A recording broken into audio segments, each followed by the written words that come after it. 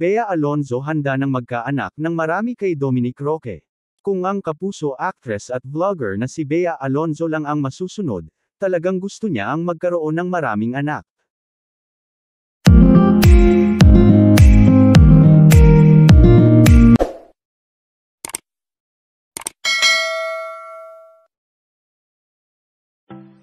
Kung ang kapuso actress at vlogger na si Bea Alonzo lang ang masusunod, talagang gusto niya ang magkaroon ng maraming anak. Sa latest vlog na mapapanood sa kanyang YouTube channel, nabanggit nga ng dalaga na parang feel niya ang malaking pamilya dahil parang ang saya-saya raw.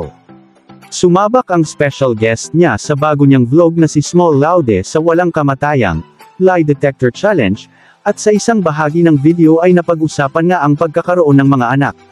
Sabi ni Bea, noong bata-bata pa siya, mas gusto niya ng maraming bata sa family dahil isa lang daw kasi ang kapatid niya kaya parang mas happy daw kapag may iba pa siyang mga kapatid. Si Small Laude naman ay may 4 na anak. Before, when I was younger, I wanted to have many children but malamang hindi na mangyari yun, natatawang chika ng girlfriend ni Dominic Roque. It will happen.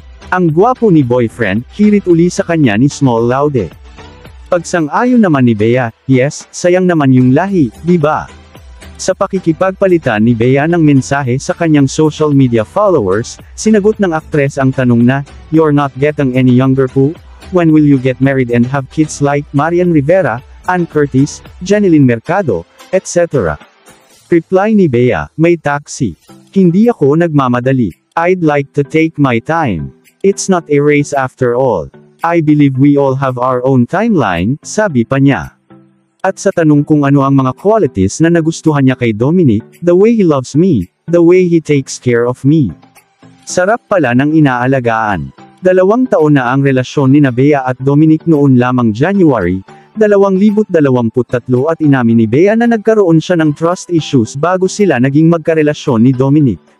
"We dated for more than a year, walang label. I was afraid to fall in love again, to commit to somebody na alam ko possible ring saktan ako," pangungimpisal ng aktres.